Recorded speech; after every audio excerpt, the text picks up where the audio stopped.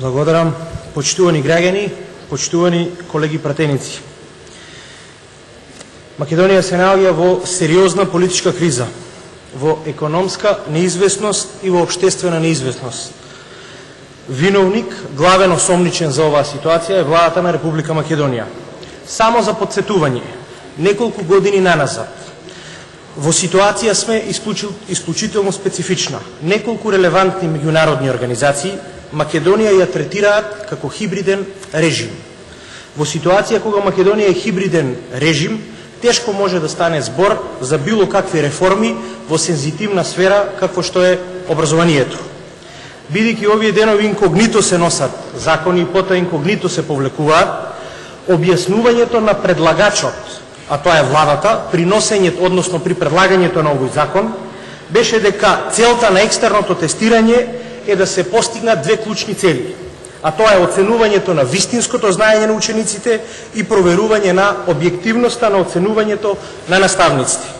Денес, после неколку години, после искуство поминато со екстерно тестирање, гледаме дека тоа во пракса не е така. Законските измени се донесени без јавна расправа, без дебата и без стручна анализа. Затоа законските измени денес се комплетно нефункционални и не кореспондираат со барањата на инволвираните страни. Доволен доказ се бурните и жестоки реакции во јавноста за овој нов владен хир. Буквално сите се изјаснија против. И со законот за изменување и дополнување на законот за средно образование, бараме укинување на екстерното тестирање, бидејќи со ова тестирање се оштетени и учениците и наставниците. Тоа се разбира не е опозициона пропаганда, туку тоа емпириски се покажа целиот овој период на спроведување на екстерното тестирање. Актуелните образовни политики во нашата држава се носеа без јасни стратешки цели и без соодветна анализа за долгорочните последици кои што можат да произлезат од евентуалното експериментирање во образованието. За време на овој хибриден режим во ресорот образование се сменија неколку министри, но ниту еден од нив не доврши некој значаен проект. Прв пат, почитувани колеги, во Република Македонија сите наставници се согласија дека екстерното тестирање мора да се повлече. Насекаде во светот екстерното тестирање се користи за да се увидат усвоените трајни знаења, за да се увидат грешките и да се коригираат истите во смисла на промена на методолошкиот пристап, промена на наставните програми и слично. Во Република Македонија единствено имаме концепт на екстерно тестирање заради казнување. СДСМ го повтори веќе ставот во неколкудневната дебата, дозволете ми јас тоа да го сторам. По превземањето на власта ќе го укинеме екстерното тестирање како проект што побуди најголем револт кај наставниците, како и кај учениците и кај нивните родители. Со оваа заблуда, наречена екстерно тестирање, се девалвираше целиот труд и напор на наставникот. Спротивно на тоа ќе продолжи евалуацијата на учениците, но без внесување на оценки во нивните свидетелства и без казни за наставниците. Преку 180.000 ученици и 14.000 наставници се заинтересирани за реформи на долг рок во оваа сфера, кои што на крајот би го дале посакуваниот ефект. Слабостите и недостатоците на екстерното тестирање, кои што се видливи сите овие години, дозволете ми таксативно да ги набројам. Според законот, учениците кои што имаат една или две слаби оценки се упатуваат на дополнителна настава во месец јуни. Спротивно на законските одредби, на учениците им се издадоа свидетелства со една или две единици. На ова ако се додаде и тоа дека најголем дел од учениците излегуваат за 20 или за 30 минути. Може ли за 20 или за 30 минути, па дури нека бидат и законските 60 минути, да се добие реална оценка за ученик кој посетувал настава во текот на целата наставна година, а при тоа бил редовно мониториран од својот наставник. Од 1 до 10 јуни, без пречки, ќе може да се одвива воспитно образовниот процес. За време на екстерното се прават распореди за тестирањето, иако паралелно тече во исто време и наставата. Паралелките се преполовени или со 5 ученика, или цели паралелки одат на екстерно. А во исто време се запишуваат часови, се губи редовната работна атмосфера и се создава хаос. Со укинувањето на екстерното ќе се врати желбата за учење и довербата во наставниот процес, кај солидните ученици, од кои секој втор со екстерното тестирање беше оштетен и со нарушена мотивација. Наставниците ние ги третираме како креатори, а не како администратори.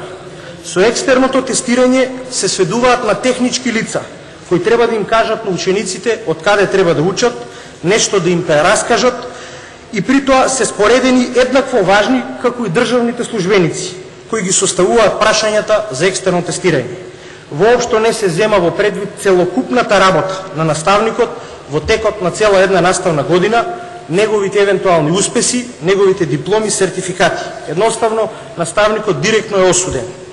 СДСМ ќе го укине екстерното тестирање, затоа што во овој момент цениме дека тоа служи само за интересите на владеачката партија, да ги заплашува наставниците со бркање од работа и да држи континуирана покорност нивна. Со екстерното тестирање индиректно се девалвира целиот напор и труд кој што наставникот го има, кој што при тоа е најважна алка во процесот на образованието. Никој не може да работи нормално под таков притисок. Резултатите од ова се само страф и однесување во стилот внимавај да не ти летне главата. Екстерното тестирање се покажа како апсолутно погрешно мерило за знаењето на учениците. Во основното и средно образование голем број од учениците кои континуирано учат и се оценити со високи оценки од наставниците на екстерните тестирања покажуваат слаби резултати. И обратно, исто така голем број случаи има директно откажување на наставниците, каде што учениците со ниска оценка во текот на годината добиваат петки на екстерно. Или препишале, или успеале да дојдат до прашањата, или едноставно имале среќа.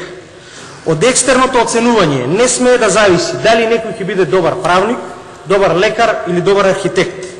Редовната евалуација ќе биде исто така наш приоритет, но при тоа за начинот на тоа како таа евалуација ќе биде спроведувана, ќе одлучиме тогаш кога ќе дојде време. За да дознаете нешто повеќе за некоја појава, состојба или усвоено знаење, не ви требаат 370.000 тестирања.